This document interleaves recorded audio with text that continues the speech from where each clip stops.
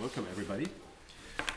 Let us remind ourselves that last time we began to study an idea with the following goal in mind. Our current goal is to devise an efficient, and by efficient I mean an O of one-dimensional Gaussian filter.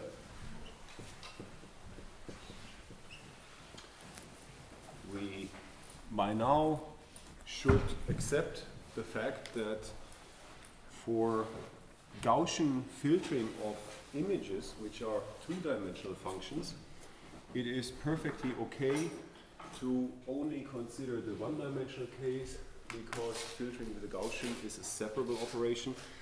So we can carry out a two-dimensional Gaussian filtering process in terms of two one-dimensional processes.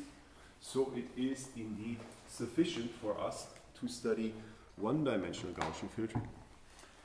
And efficient is to say that just as for the case of mean or median filtering, where we found ways of computing mean or median filters in a manner that is independent of the size of the filter masks or local neighborhoods we are considering.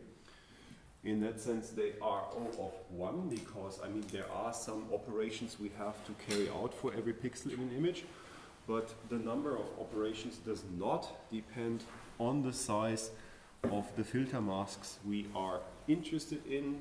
Those are things we can choose to our liking in practice. We do want to do some filtering of an image, say with a median filter, and you say, okay, we need a 3 by 3 neighborhood about every pixel, or a 15 by 50 neighborhood. That depends on the application context. We can choose the sizes of these neighborhoods and then do something, and if whatever we do is independent of the size of those neighborhoods, we say it is of efficiency O of 1. And we are about to uncover how that can be done for Gaussian filters. And last time we met a couple of important concepts which, however, we only touched upon, not really studied in depth. And that is because this is a course on image processing in the context of media informatics, and it's not a true signal processing course in its own. We'll study lots of things we can do with images, not just sort of the classical signal processing things. But right now we are in the context where we basically do signal processing, and we looked into these ideas of integral transformations in detail. So for the Laplace transform, I just threw it in front of you. Laplace transform of a one-dimensional function is given by this integral from 0 to infinity f of t times e to the minus st dt. S is a complex number. Looked into the Laplace transform because right immediately after that we were interested in the Z transform, again the one-sided Z transform. I'll switch the pen in a second. Where we have that the Z transform, this is a Z, not an L, of a, this is important, discrete function x of n, and I'm calling it x of n because everybody does so. This is, maybe I should sort of homogenize my notation, but I'm trying to stick to what everybody does in the literature. So if you read it up in some textbook, you will typically find these one-dimensional signals of functions referred to as x of n. The Z transform of that is a capital X of S again, a complex number. And since this is something discrete, we have the sum where n ranges from 0 to infinity, and then x of n times, z to the minus n. I made a mistake here. Not s, but z. Z transform. So these were two new transforms which we did not really study, but I basically threw in front of you. In contrast to our study of the Fourier transform, where I said, well, given the continuous version of the Fourier transform, there is something like a discrete Fourier transform. For this case, I actually said, well, if there is something called the Laplace transform, which is a transform of continuous functions, it has a discrete equivalent, which is given by this. And here, it is so easy that I actually could show it to you. Right? So we walked through that step by step. And the important thing for us to know is that this exists, that this is there, and that we can work with that. That it has certain properties that are very appealing to us because we're interested in image filtering. So, in particular, we saw, or I just said, that the convolution of a discrete function, say we are convolving, I'll start here, 0 to infinity. No, m. So some index variable m ranges from 0 to infinity, and then we have a discrete function m, x of m, something we are given, and we do want to filter it. That is basically to say that we do want to convolve it with a certain filter, or filter kernel, or a filter function. So this is what we are given, this is the filter. We compute the convolution, this is what filtering does. And this convolution is supposed to produce a new function out of the one we are given. And for discrete convolutions like that, I said, and that was without proof, but you should accept that by now because we discussed that in detail for the case of the Fourier transform, that the convolution in the space or time domain corresponds again to a product in the complex domain, in this z-transformed domain. So if a capital X of z is the z-transform of the function x of n, and capital H of z is the z-transform of the filter h of n, and we multiply these two z-transforms, we obtain a new function, capital Y of z, which is indeed the z-transform of the function y of n. So again, these kind of transformations turn convolutions into products. And the last thing we did last time was to rearrange the terms of this equation. We basically divided both sides by x of z, and that gave us that h of z is y of z divided by x of z. And this is called the transfer function.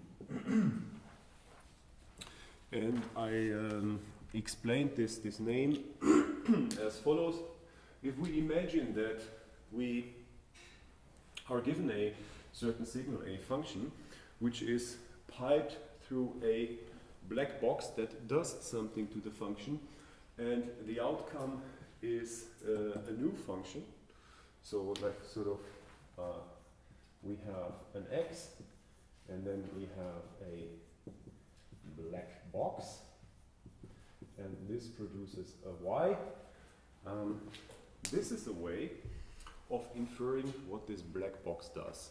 Right? If we, for whatever reason, can observe the input signal, and we can observe the output signal, but we don't know what is happening in here, but by Z transforming, say if those are discrete functions, by Z transforming both sides of the black box and then rearranging these equations like that, we can actually deduce what is going on inside the black box.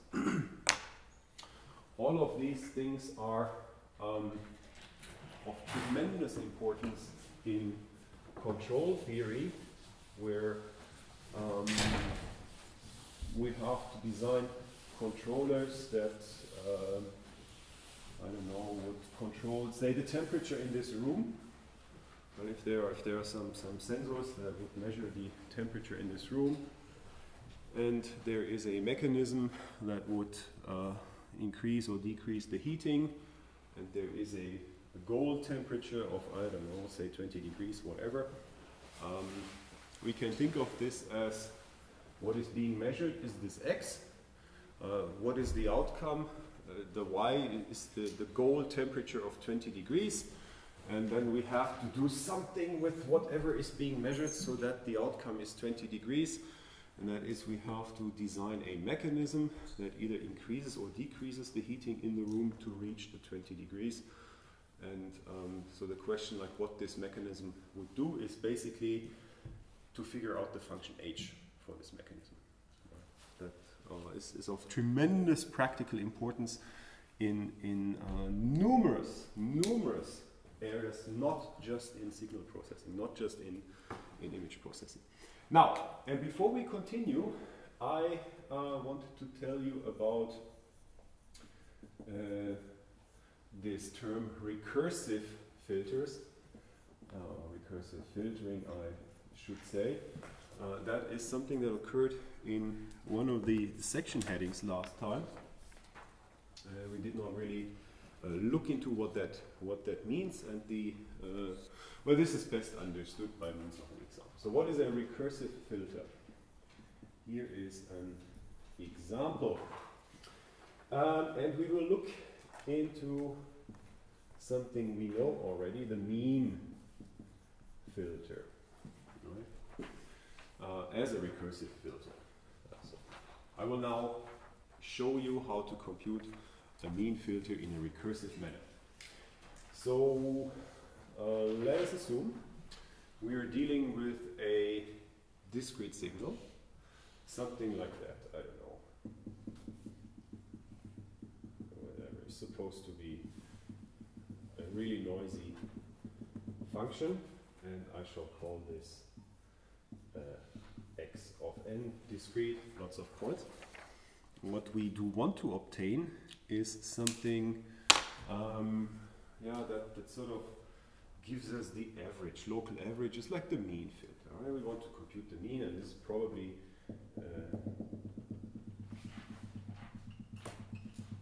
something like that. So a less noisy version of this signal, but that has the characteristics of basically the more global trends of rising and falling. This is what we want to compute, and this is this y of n.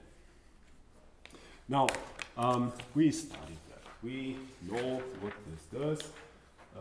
When we studied that, we found that it can be computed. Actually, we studied it. What I'm writing down right now, we did not really study it because we immediately went on to the idea of integral images. But we had this equation at one point where I said that this mean filtered signal y of n is basically something like a sum where m ranges from some minus capital M over 2 to some capital M over 2. And then we have 1 over m x of n minus n.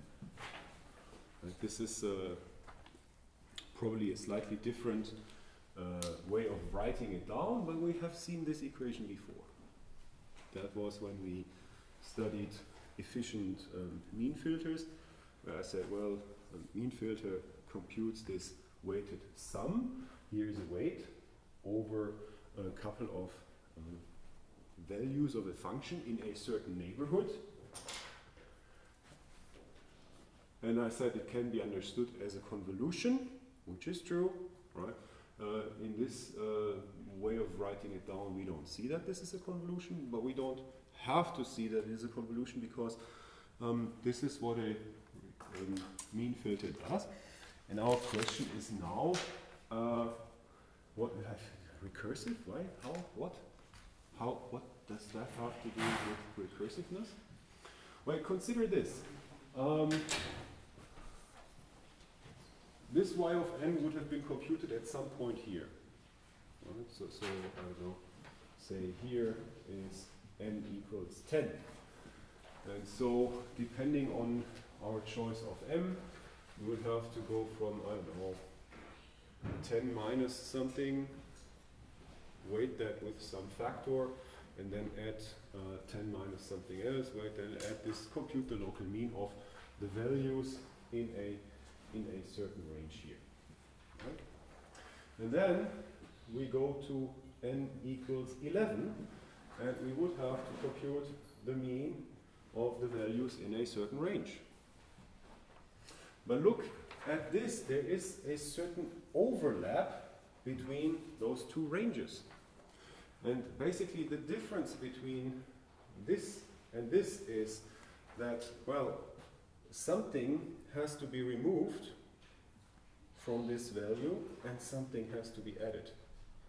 This again is akin to these dynamic programming ideas we studied. So let me see that if we have y at n plus 1, this is of course n ranging from minus m over 2 to m over 2, 1 over m, and then x n plus 1 minus m.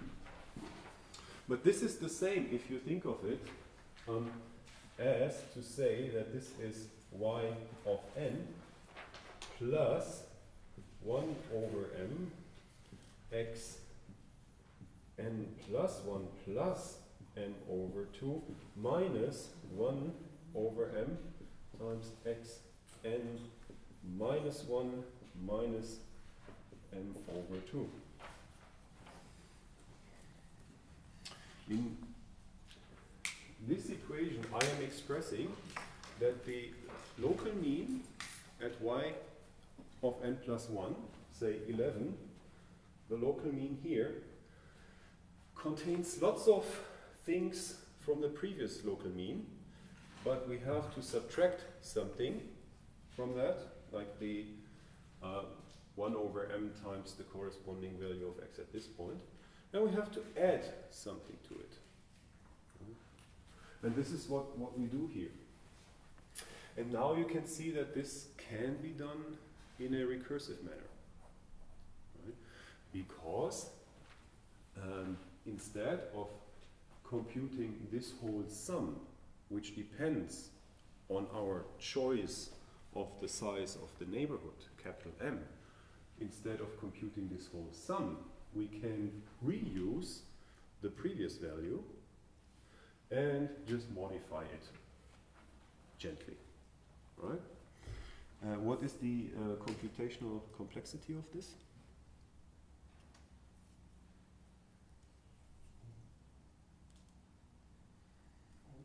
O of 1, exactly. Exactly. This is funny. This computes a mean filter, and it has computational complexity of O of 1, because what we have to do once this thing has been initialized at, I don't know, somewhere beginning of the signal, once it has been initialized, we can compute every new mean value by means of one addition and one subtraction. Right? Is not dependent on the size of the filter mask anymore. Of course, the size of the filter mask comes into play here, but the computational effort does not depend on it anymore. All right. And yeah, this is something different than this idea of using integral images, which we studied, but it leads to the same effect.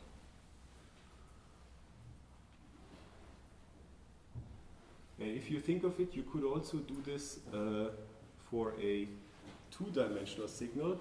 You could, if you would want to, compute it recursively, but then it wouldn't work out so beautiful.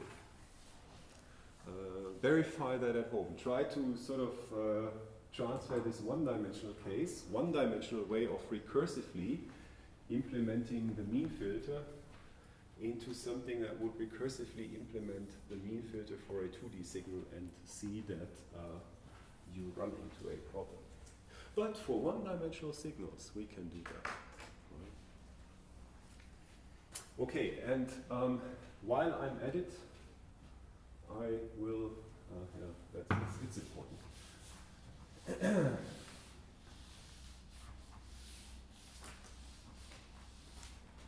I need to tell you about the idea of causal filters.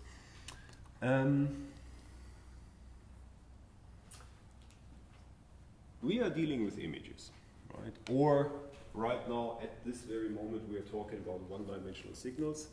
So instead of an image, could also be an audio file or something one-dimensional. It's a signal.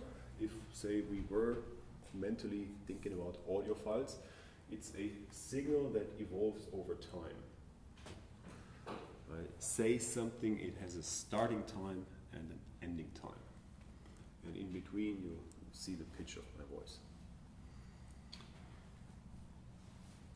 For the kind of filters we have considered so far, we have, I don't know, at some point,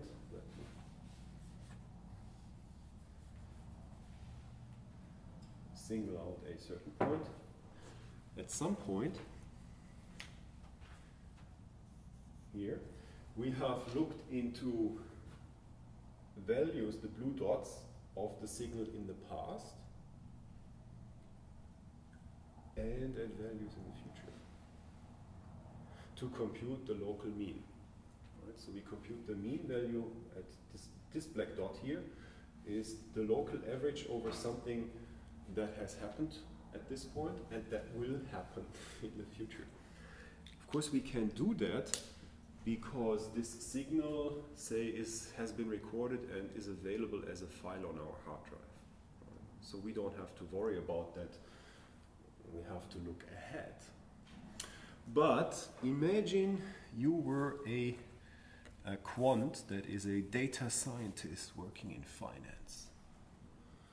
And your job is to tell the traders whether stock will go up or down. And you better do that in real time. And imagine this was the stock index. And we are here. Right? Here is right now. In situations like that, we cannot see the future. It is not there yet. Right? For us, images recorded on hard drives, we can look, I don't know, into, say, the minus n direction or plus n direction, no problem there. But in many, many situations, and I don't know, not just stock, say you were a geologist and you were doing seismic measures and you try to predict if there's to be an earthquake or not. Well, you know, if it happens and then you have some filter that finds it like 2 days after, that's great. But nobody benefits from that. Right? So in lots of situations, we cannot see the future. So whatever we would have to do with a signal could only be based on all the values of the signal up until the point in time where we are right now. Right? And so, for instance, then we could think of what is happening with the signal here is, I don't know, I'll make it P for reasons that become, and I don't know, go for a linear thing, something like that. Note that this realizes some transformation of the signal X based on P previous values, based on the current value and some previous values. Right? So this is another way of transforming X into something else. Yeah, for instance, we want to smooth it because sometimes it is, say in stock trading, we don't have to worry about these micro peaks or valleys, but we do need to have a moving average, they say, representation of the stock signal. And given that, then you want to do some prediction or whatever. So you first want to smooth your signal, but you don't know what is going to come. Right? So all you can do is base your smoothing on the past. And this is, we can think of this as a filter. This is dependent on how we choose these coefficients a, n here. But if it is only dependent on the past, so this does not start at something negative, right? This does not look ahead, then this is called a causal filter, because this is physical. This is something we can deduce given the information that is available to us, and the information that is available to us is basically the information in the past. Don't see the future yet, and so whatever we do with the signal should be based on what we have seen already. So that is causal. There is, say, something that has caused the signal to look as it does right now, and there is no guessing, no, I don't know, future values being used to compute certain properties of the new or the filtered function y. Okay, having said that, we now have seen two important concepts. The idea of recursive filtering, right? And the meaning of a causal filter. Causal filter is once again something that computes something from a signal by just looking at what has happened already.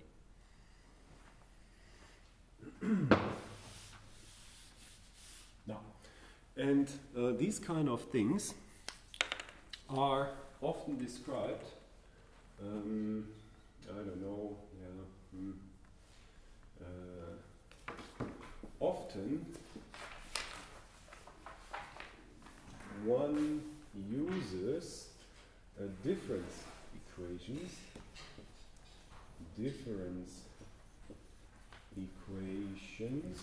to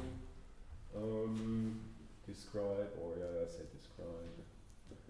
describe recursive causal filters. And by that I mean we compute a new signal y of n, which is determined from some operation, and I shall assume it is a basically linear combination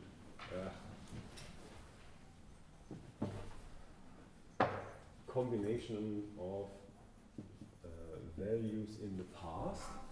So this is what I just erased. Right? We are given some signal, we sort of do something very simple with the signal, we sort of just, weight certain values of the signal with certain numbers, certain coefficients. And I would do something very boring, and in order to be a bit more powerful, we add this sort of component where m ranges from 1 up to q, and then we have a different set of coefficients, and here we have yn minus m. Right. So this is a recursive filter. This is a recursive filter because the value which we compute for our new function y at n depends on values of the signal we are given, but also on previously computed values of the new function. It's recursive. Right? The y occurs on both sides of the equation sign. It's a recursion, and it is causal because we do not look ahead. Right? Sorry, this infinity here is really bad. This should be a p. So this is a p, like the p we had before. Infinity is not good. Not good in this context. Causal because we, by starting this iteration index m at 0, we will never look ahead. Right? If this was a negative number, then n minus minus would be something positive. We would look ahead. We don't do that. So this is something causal, this is something causal, together this is something recursive.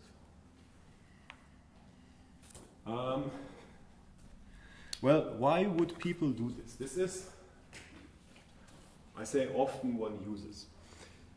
This already suggests that this is a choice people make. Why do people do this, right? The reason is because it is simple. It is something that is not too complicated. It is powerful because of this recursive idea here. So these kind of recursive filters are, we will see, very, very powerful. But it has a very simple form, and that is all there is to it. So if you are interested in like why would anybody ever consider filters like this, is because they are manageable. We can easily work with those. This is a very important guideline for your future life. Whenever you do something, try to do it as simple as possible. Right? Sometimes it has to be a bit more involved in order for your results to be better. But if there is a simple approach, you should always favor the simple approach if the results are okay. Right? So this is a simple idea of how we can turn a signal into a new signal. And this particular choice is so popular because equivalently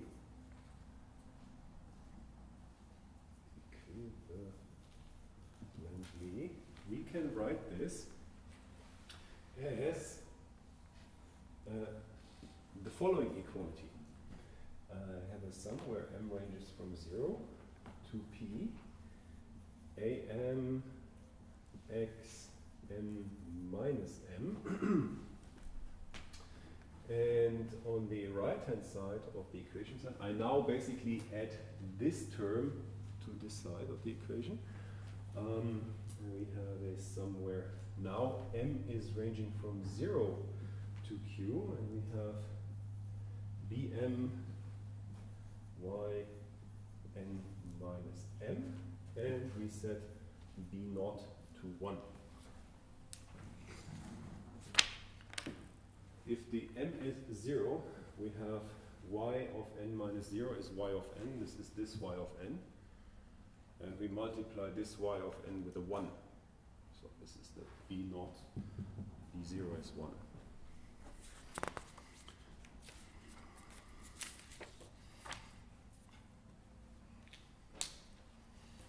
Yeah, this is a modeling approach. It's, you know, what do you do when you do science? You're dealing with a problem. Problems are typically very, very difficult. Otherwise, there wouldn't be problems. Right? If we would understand how something works, it wouldn't be a problem. But we are dealing with problems. I don't know, say 300 years ago, Newton was wondering like, how are the planets moving around the sun? Is a problem nobody knew, and he had to come up with a way of describing that. Develop calculus for that purpose, or whatever, blah, blah, blah. But he had a model of how planets rotate about the sun, and that worked really well. Gave good results in terms of, you know, now that this description was there, people could predict where to look next. You know, say they looked at Jupiter, and where would it be in 3 months from now? And 3 months later, they looked again into the sky and found, yeah, it's exactly there where the model would have predicted it to be. Right now, we know that this model is a bit of an oversimplification. All right, there is more to the movement of the planets about the sun than it's encoded in these simple equations by Newton. We would have to correct them using ideas from Einstein. We can do this. The model has become more complicated. But what I want to point out is that we need models to describe something. And we are we are dealing with a problem. How can we come up with an efficient way of computing Gaussian filters? We need a model. We need something we can work with. Right? We need something we can work with. And this is one at this point in time still a very abstract idea of what we could consider in order to do that. So we need to base our thinking onto something. This is the base of our thinking.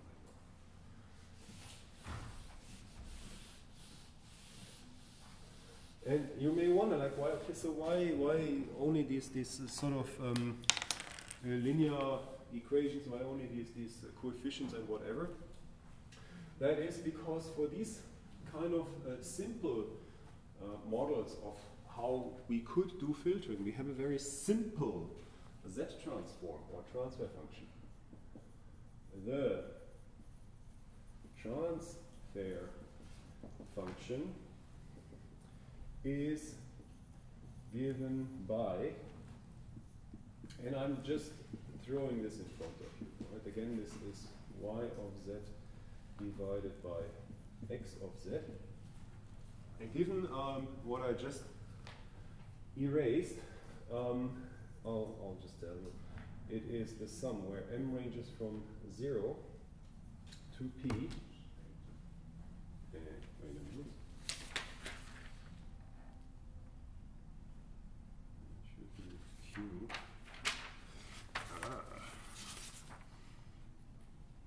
Yeah, okay, so something has happened with my notes, but I will, okay, role of P and Q is switched now. I'm really utterly sorry about that. I need to, but it's too dangerous to correct it here because I will forget it later on. So I say it now, what was Q is called P now and vice versa. I don't know why that happened, but what can we do? What can we do? AM z to the minus n divided by 1 plus somewhere m ranges from 1 up to q bm z to the minus n. What I want to point out here is that these simple linear combinations of values of the signal have very simple z transforms, and they are given by this, and you can look it up. Right? These things are actually covered on Wikipedia. So this is what we know about the Z transform of this filter. And now we have to think about, well, how would these things have to be chosen such that this does Gaussian filtering? This is the problem we are dealing with, right? And I shall call this equation 1.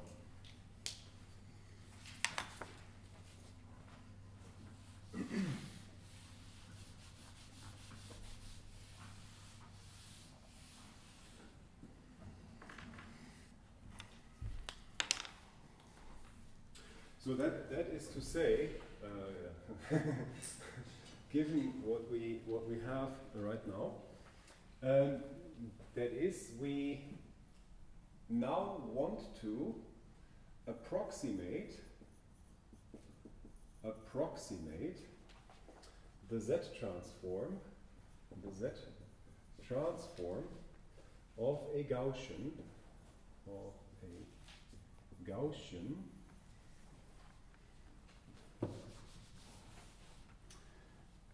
by this ratio, by a ratio of two polynomials. Right? So if we are to Z transform the Gaussian function, it is definitely not the ratio of two polynomials, but we now have to choose these two polynomials such that their ratio comes as close as possible to the Gaussian. And I note that the system in equation 1 is causal.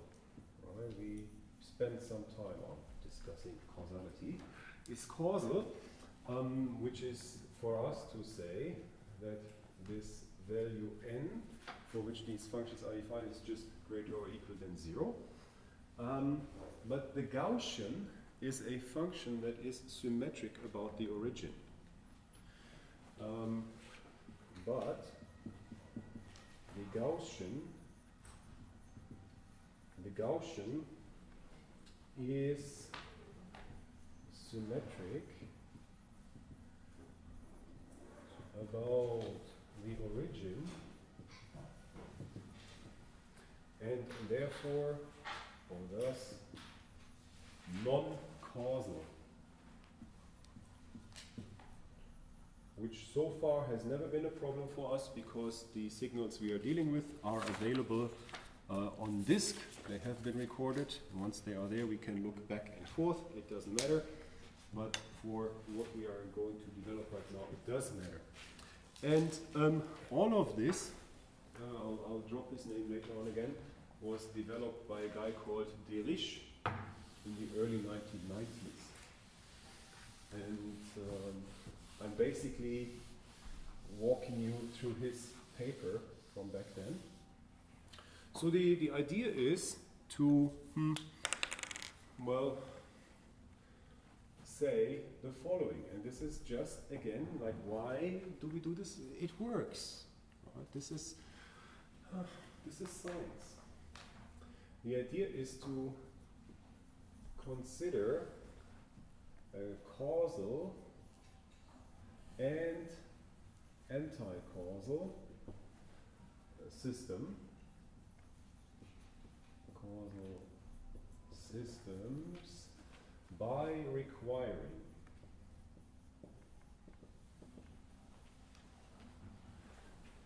the filter we are after to be of the following form. So we want to, I don't know, come up with a filter function. And we say it has to be the sum of something causal plus something anti-causal, where this h plus of n is given as h of n for n greater or equal than 0 and 0 otherwise, and this n minus of n is basically just this function mirrored. So this is 0 for n greater or equal than 0, and it is h of n for n less than 0. I know all of this is very abstract, and indeed it is, and indeed it is not textbook material yet, but you know, we want to learn something here. What is this to say? All of this is just formalizing things that are certain, in a certain way, rather obvious. Look at this. The Gaussian looks like so. All right? We can flip it. It is perfectly symmetric about the origin. And I could say, well, if this h was the Gaussian, it consists of two parts, h plus and h minus. So this would be h plus, everything that is larger or equal than 0. And this is h minus, everything that is less than 0. All right? And this h plus is basically this function here, and here it is 0. And well, this h minus is basically this one just flipped. Right? And here it is 0. And if we add these two things, like, you know, it gives this. Because here we'd have to add 0 for the h minus, here we'd have to add 0 for the h plus. If we add 0 to something, nothing happens. This is just a very fancy way of saying, well, this is a symmetric function. We can write it down as the sum of two antisymmetric parts.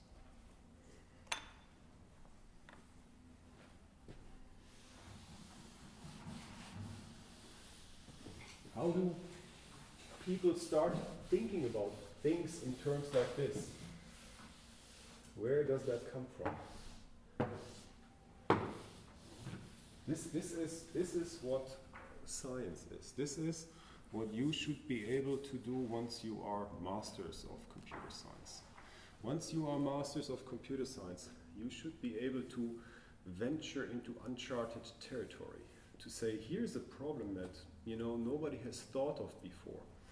But given everything that I know, everything that I have learned throughout my life, couldn't we do this? like, you know, some idea, and then you develop it further, and then in the end it solves the problem. This is what your education is all about, to get you into the position to come up with thinking like that. Right?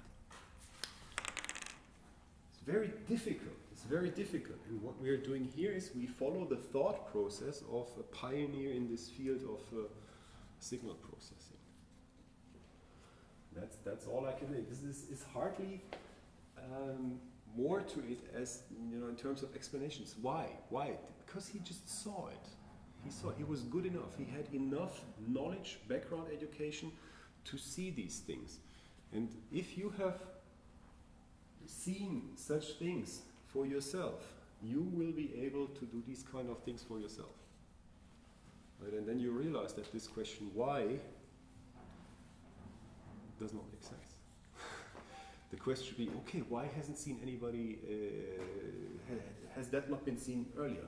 It's so obvious. It's so obvious now that we see it. Okay, let's look into the Z transforms of these two functions, h minus and h plus. So for the causal one, we have that it is the sum where m ranges from 0 to p minus 1, am plus z raised to the minus m divided by 1 plus m ranges from 1 up to q, bm plus z to the minus m. And I'll write the one for the anti-causal part here. We have the sum where m ranges from 0 to p, am minus z raised to the m. And here we have 1 plus m equals 1, ranging from 1 to q, bm minus zm. Again, this is yeah,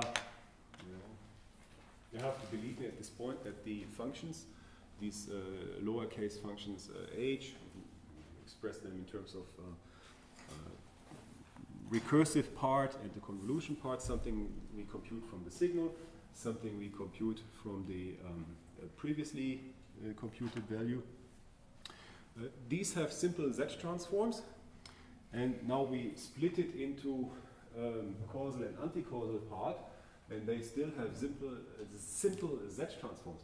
But note the following: we have a p minus 1 here, and we have these minuses here, and we have a p here, and no minus here. This is indeed not a mistake on my part, but this is on purpose. Why is that? Let's think of the Gaussian in terms of something discrete. So we have something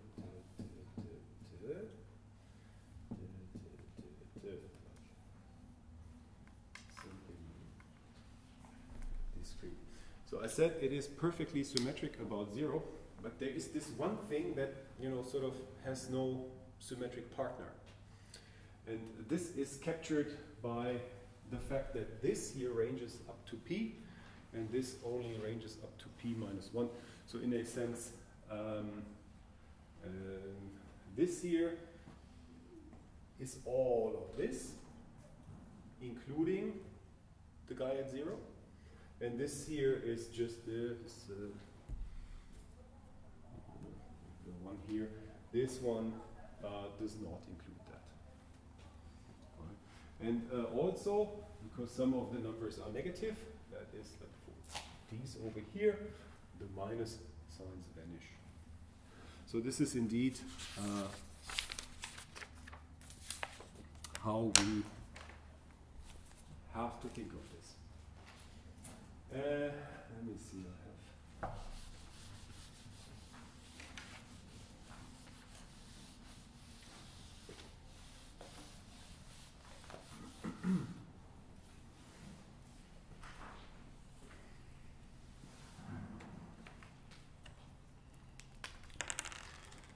So where are we right now? I'll write it down so you have it in your notes.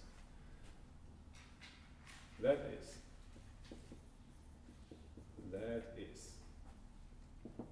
we construct a recursive Gaussian filter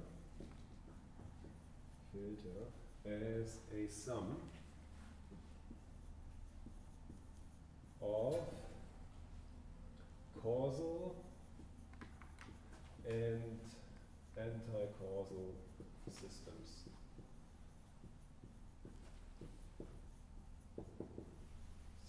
That is to say, the thing we are after has a transfer function that has a causal and an anti-causal part. Something that is applied to the past, something we can actually compute, and something that's sort of a fantasy of ours.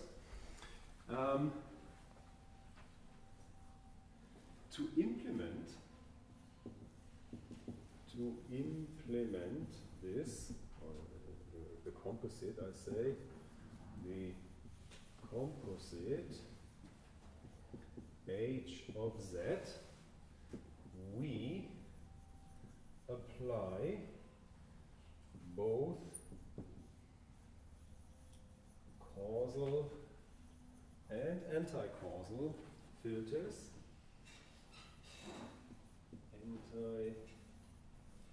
Causal filters to an input sequence.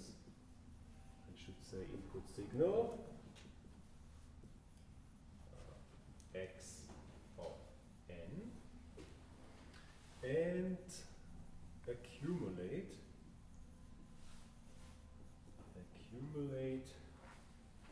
the results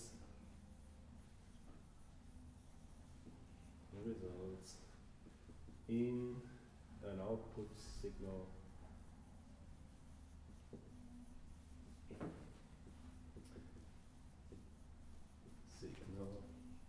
y of n.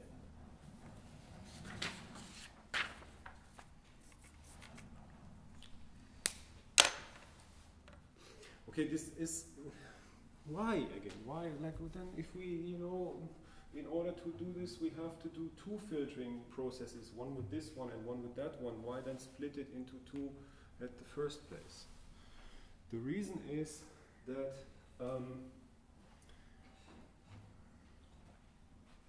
we want to do it efficiently. One way of being able to do it efficiently is to think of it as a recursive filter. And if these recursive filters are causal, they have particularly simple Z transforms. So, instead of filtering with this symmetric Gaussian, we could filter a signal coming from the one direction with one part. See, I'm sort of stopping here, one part of the Gaussian. And we could filter the signal with the other part of the Gaussian from that direction. So like one causal direction and one anti-causal direction. And then add the two results together to give us this. Right? This is what this means. Why would we want to do this? It looks stupid, right? I mean, we can filter it with one Gaussian and just from one direction. Why coming sort of from the causal direction with this filter and from the anti-causal direction with the other filter? Because it can be done faster than if we were to, just filter it with the usual Gaussian. Yeah, and again, this requires deep insights to come up with ideas like that. And so far, it all looks very complicated, and to be honest, it is. It's not really straightforward things to do. It's definitely not something everybody would think of immediately. But it pays off. It pays off. It will be very, very fast in the end. So, if we accept this way of thinking, we can now try to fill these coefficients am and bm, am plus, bm plus, am minus, bm minus with values. Like, have to think of how they look like. We set p equal to q, which makes sense because it's symmetric. And for symmetric or even filters, these coefficients, the ones we just had, are related as, and this is basically something you could look up in a conversation lexicon. Okay, so we had these Z transforms, right? And in these Z transforms, or we had this causal and anti-causal part of the filter. And these filters contained linear coefficients, right? And now I say we had Bm minus and Bm plus, and now I call them Bi, whatever, doesn't make a difference. And I say they are related as, and now I list a couple of relations. Why is that? Well, that is just the case. This is something you could verify at home, right? Like, given the equations I have erased, you could sit down and try, like, how would these filters have to look like if this is a symmetric? How would these coefficients have to look like if this is a symmetric function? You don't have to do it at home because somebody else has done it for you, right? And in that sense, I mean, this is sort of lexicon knowledge. These are things you don't really need to do for yourself. You just look them up. So in a sense, these are facts. We accept them as facts and we don't discuss why. AI minus is a bit more involved. This is for all the I. Is a bit more involved, but people have computed that. This is AI plus minus BI plus A naught plus. And this is for all I ranging from 1 up to Q minus 1. And for the case where we're dealing with Q minus 1, this is minus BI plus A naught plus if I is Q minus 1. So, one more thing. These things should be on the sheets for the third project. And so you don't have to, right, it's on this project sheet, which is on the Google side, right? Third project, have you looked onto it already? Okay, there you'll find all these things, and therefore you might probably not, you know, this is just Wikipedia knowledge, something you look up somewhere. I'll write it down anyway, but if I am too fast, don't despair because it's all on the project sheets for the third project.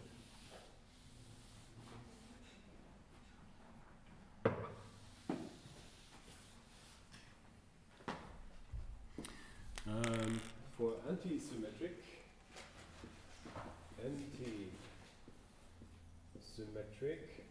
or odd filters, we have that BI minus is BI plus, nothing has changed here. AI minus is something very involved. AI plus minus BI plus, A naught plus. Again, this is for all I ranging from 1 up to Q minus 1. And BI minus is BI plus A naught plus if I is Q minus Q.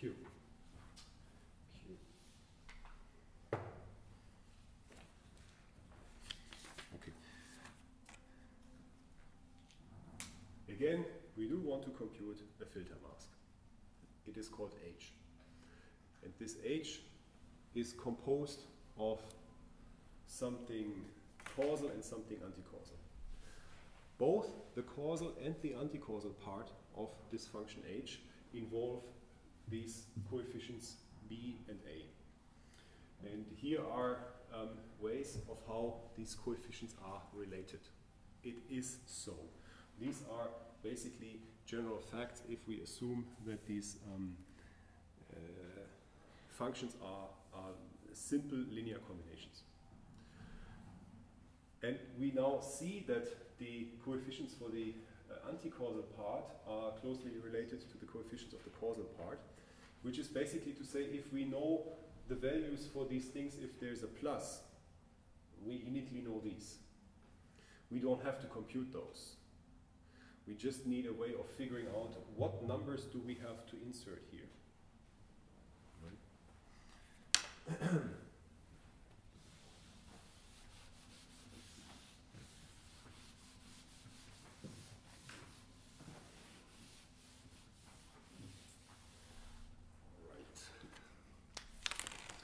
This is to say, is these relations, which are sort of laws of nature, if you want, lead to the conclusion that it is sufficient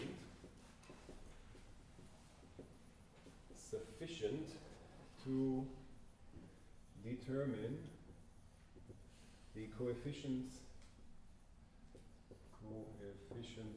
of the causal system.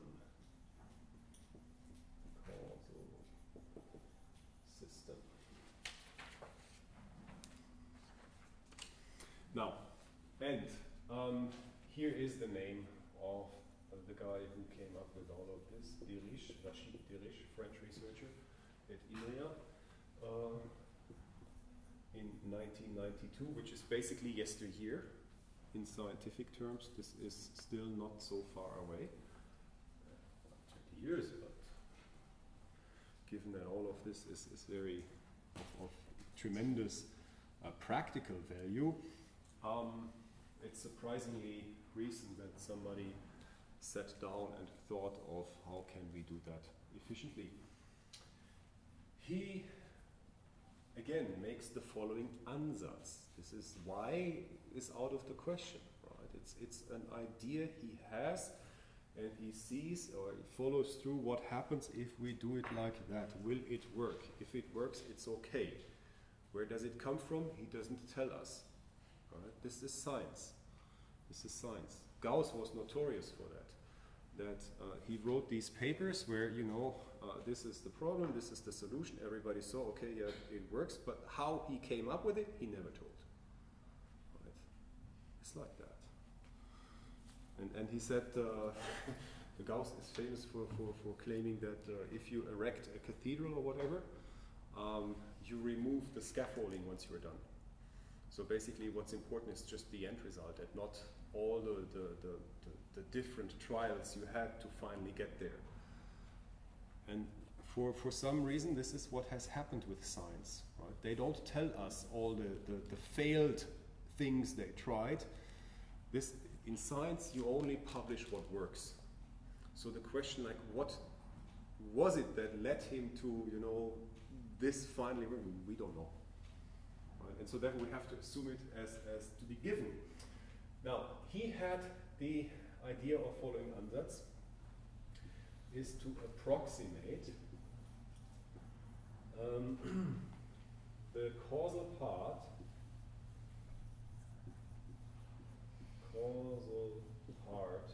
of, and that is to say causal once again, n is larger or equal than 0, of the Gaussian, which I guess it was a phi when we discussed it. Now it's a g sigma of n. We will immediately recognize it. 1 over square root of 2 pi times sigma e to the minus n square over 2 sigma square. So this is the Gaussian, and we have to understand it as a sampled version of the Gaussian. Right? It's like depends on n, not on t or x. It's like a discrete version of the Gaussian. We talked about this. And of course, this one is defined for negative as well as positive n. But he's only interested in this part of the Gaussian. I don't know, draw it like that. So only in the case where n is larger or equal than 0. Let me make it continuous for you so that you see how Gaussian this is. This is supposed to be a Gaussian, all right? Approximate is the keyword here. As, and then we have h plus sigma of n is supposed to be, and do not ask me why. I ranges from 1 up to k equals 3, some gamma I raised to the e minus a lambda I n over sigma.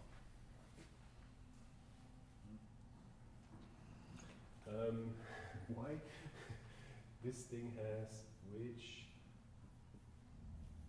has a simple Z transform.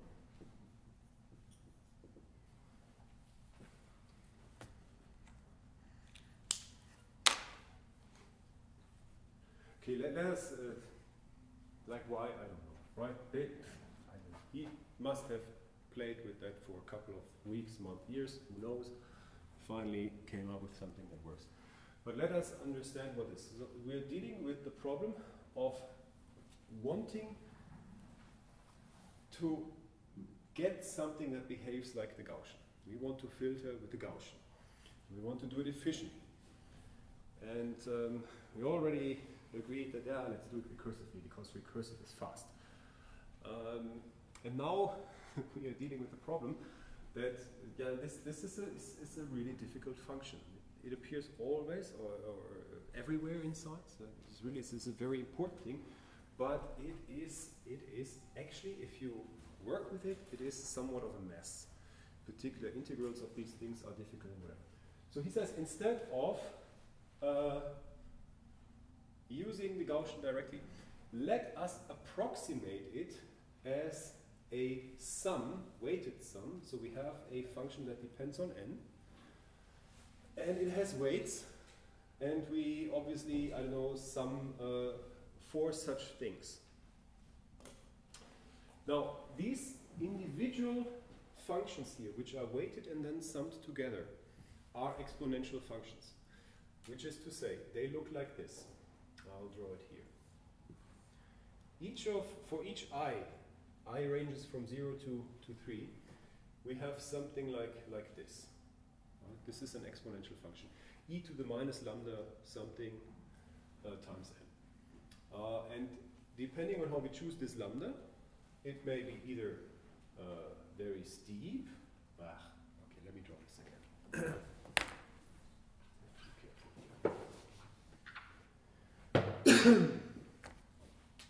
Depending on how we choose this lambda, it may be something that is rather flat and stretched out, or something that is rather steep and has a short tail. So we have a total of 4 of these things, and they get a weight, and the hope is that if we add 4 of these things together, then their sum will look like this. All right? Again, we have building blocks. This is something that isn't new to us by now. Building blocks, and we need to determine parameters of these building blocks as well as weights, coefficients. And if we sum these weighted building blocks, it should look like this. This is the idea. Right? Instead of talking about the Gaussian directly, we talk about exponential functions. 4 of them is Dirichlet's choice. Why 4? I don't know. It's his choice. 4 of them, we have to determine weights and parameters such that this sum looks somewhat like a Gaussian.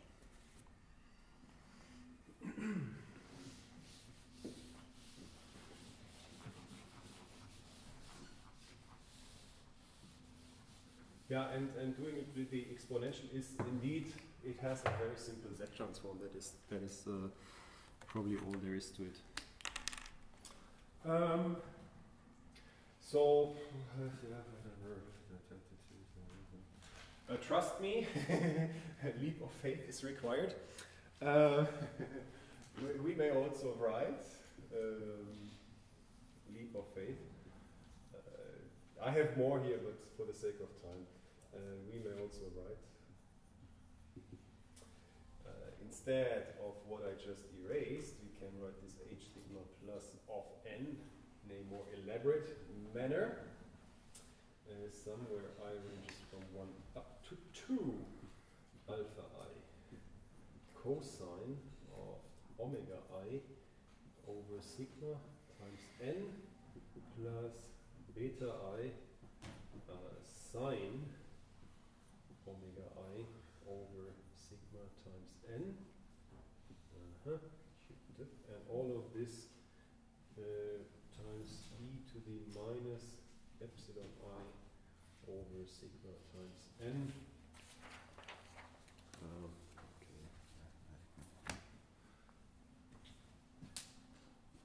This is a trick that we have seen already, but back then it was in the other direction. We had a sum of cosine and sine, and we expressed it in terms of an exponential. This time it's the other way around. We're getting rid of some of the exponential terms and expressing them in terms of cosine and sines. And then I have a couple of sheets of extremely tedious equations, and I will only write down the first. The others are on the project sheets. If you look at project 3, there is a page of very ugly equations. They look ugly, they are not. I mean, they are easy equations, but they involve a lot of stuff, right? And I'm really too lazy to repeat that here because it's all there. You can look it up. Now, if let me get back to where we have that.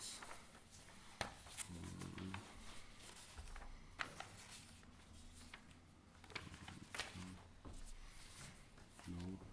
Yeah, we had.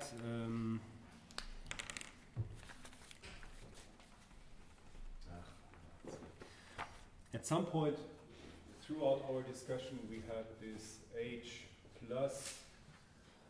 No, it was downstairs. At some point throughout our discussion, we had h plus of z is somewhere m ranges from 0 to p minus 1 am plus z to the minus m divided by 1 plus somewhere m ranges from 1 up to q bm plus z to the minus m, right? And now we are here. And if we z transform this thing, it also has a rather simple z transform. It's again because of the clever use of cosine and sine, and again you have to be half of a genius to do that for the first time in the history of humankind, whatever.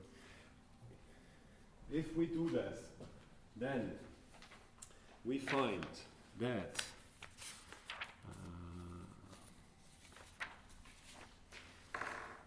these coefficients a and b are given as follows. Then I'll start with A3.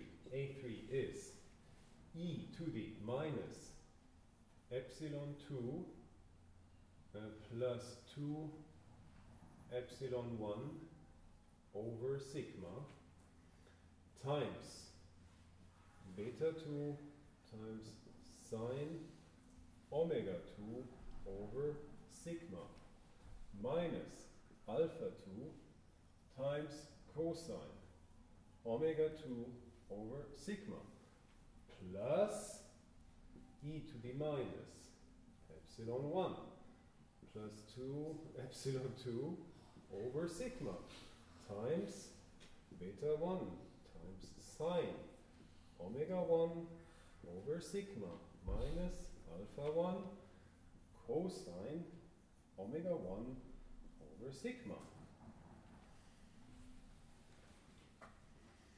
All right? So we're interested in how do these things have to look like. Right? If we make this ansatz, then we know that A3 plus has to look like this. Okay? And now I have something similar for A2, A1, and A0, and for B4, B3, and B1, B2 and B1. Right? And they all look like this, and I will not write them down because they are on the project sheet. The funny thing is, for this third project, you actually have to write them into program code. Yeah, it's funny, right? Live with it. Live with it. This is real life, right? It's not always just kindergarten stuff. Live with it. So, this is why I list them on that sheet. There are 8 equations. They all look like this. And you all have to turn them into code. Okay? And they all depend on these parameters: epsilon, omega, beta, and alpha. And we have a couple of these parameters. You see there's alpha 1, alpha 2, beta 1, beta 2, omega 1, omega 2, epsilon 1, epsilon 2. And these we still don't know. And we'll see how we can get them. Now, let me just indicate that this is just the first out of 8 equations. So A2, A1, and so on and so forth, all the way down to B1. Right? Can be done. I'm not writing them down, they are on the project sheet. Look them up.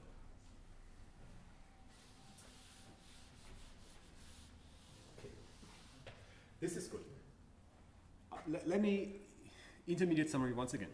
We want Gaussian filtering. We want it fast. We say let's do it recursively. Let's do it recursively such that it is fast.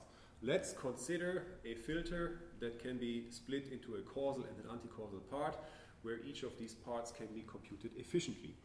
Let us pretend that the Gaussian can be approximated in terms of a linear combination over exponentials. If we do this, then the coefficients of this filter function have to look like this. But these coefficients still depend on parameters themselves. How do we get those? This is where we are at right now. And so the question is how to determine these alpha and I, alpha I, beta I, omega I, and epsilon I. Dirichlet answers this. This is again 1992. Says using least squares optimization. Least squares optimization. And that is basically to say minimize the following objective function.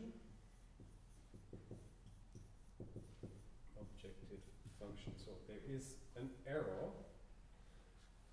and this is again his choice, not mine. We have a sum where k ranges from 0 to 1000, and then we want to minimize the difference between h sigma sampled at k over 100 minus g sigma sampled at k over 100, and this is to be squared. So, do you remember that when we talked about our problem of coming up with a discrete approximation of the continuous Gaussian, like how many bins do we have to choose, say if sigma is 4, we said a way of computing this discrete approximation of a continuous Gaussian, is to try to minimize an error. right? And we went through it, and it was a particularly simple error back then. What this says is there is an error function. And this error function is basically given by the squared distance between the function h sigma and the function g sigma. G sigma is the Gaussian. Right? And we have to determine these parameters such that this difference here, summed over 1000 values, is to be as small as possible. And this can be done, and this is a problem in the area of optimization theory. It is indeed a very simple problem, but we will not study this in this semester. But the next semester, when we are talking about image analysis, is all about optimization. Right now, first course in this series is all about transformations. Next time is all about optimization. Therefore, I will leave it at this. Right? We are given an error function.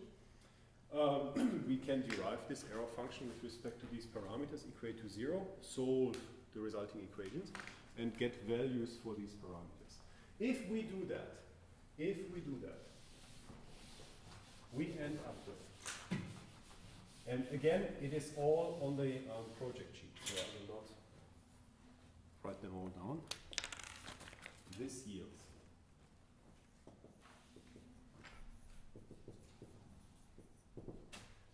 for instance, alpha 1 is 1.68 knot, and so on and so forth. I actually don't have that here. Look them up, they are on the Google site. And you have to implement it. Hey. So.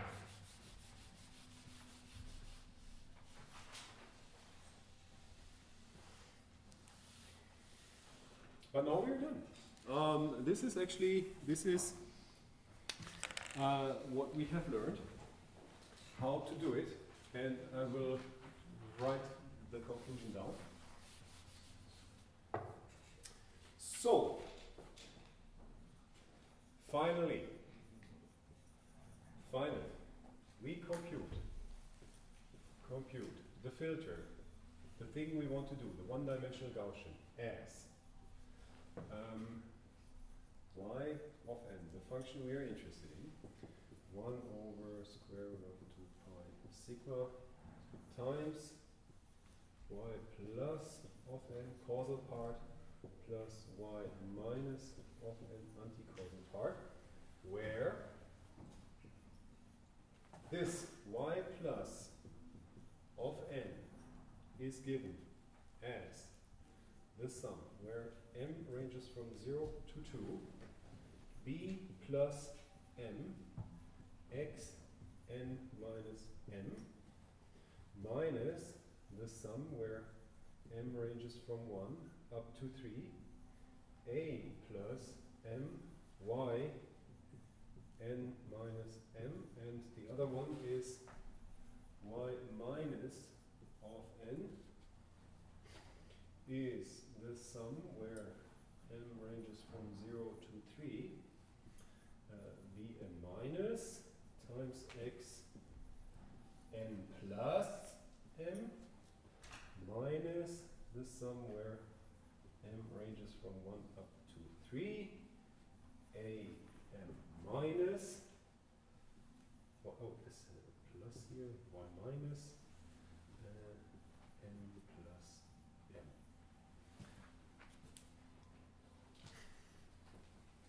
Okay, what does that mean? This gives a very good approximation to a Gaussian, to a one-dimensional Gaussian filter. This is what this does. We have to compute it in 2 passes. This one goes sort of, let's think about images again, 1 row in an image, right? We want to filter all the rows and we single out 1 row. This one goes from the left to the right of the image row and computes this. This is the values of the pixels in this row, and the current value and the last 2 ones, weighted by some coefficient which we have determined. And this is the sort of recursive part. We reuse something we have computed for the previous pixel, weighted by some coefficient, which we have determined. Once we have done that from the left to the right, we now have to filter this row from the right to the left. Right? And this is again, it depends on the values of the pixels, as well as on something we have computed earlier. And all these things are weighted by coefficients which we have determined. What is the complexity of this? O of 1. O of 1. You tell me a sigma, right? And given that sigma, I have to compute all these things, these a's and b's. I can do that, and it takes a fraction, even if it involves lots of cosines and sines and everything. These are 8 equations I can solve before we start the filtering process. Once we have them, you have told me a sigma. I have computed these 8 numbers. Once we have them, we do this. It does not depend on sigma anymore. It involves a couple of summations and subtractions, but it is a fixed number of summations and subtractions. If the sigma is small, 1 or 2, it does not make sense to do it like this. This is actually slower then. But if the sigma is large, and by large I mean larger than 3, this is tremendously faster. Tremendously faster. And you can see that in the third project, but most likely only if you implement that in C, because of these stupid for loops in Python. But you can implement it in Python as well, just to see that it will work. Right? So if you do that, it should look like Gaussian filtered. Again, this is just an approximation. It's the difference to the mean and the median filtering, which we can compute exactly in O of 1. This is a very good approximation to Gaussian filtering in O of 1. Right? So let me note the conclusion of all of this. This is a fixed number of operations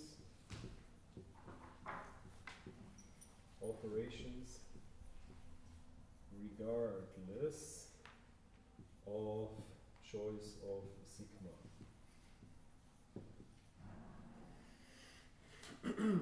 Right? When we talked about how to compute a discrete filter mask for Gaussian convolution with the Gaussian of some sigma, we saw that you know, for moderate sizes of this sigma, these convolution masks can become large, 27 entries or something like that. And therefore, this is, you know, if you want to filter with a larger sigma, then this can become expensive. And now we have a way of doing this in O of 1 that is doing Gaussian filtering independent of the choice of sigma. And this is of tremendous practical value, because once again the Gaussian filter is the most important of the filters we studied. And it has a lot of practical applications. For instance, this famous SIFT algorithm for detecting key points in an image, scaling variant key points in the image, is based on the necessity of having to convolve an image 32 times with ever increasing Gaussians. And if you want to wait a while, you do that naively.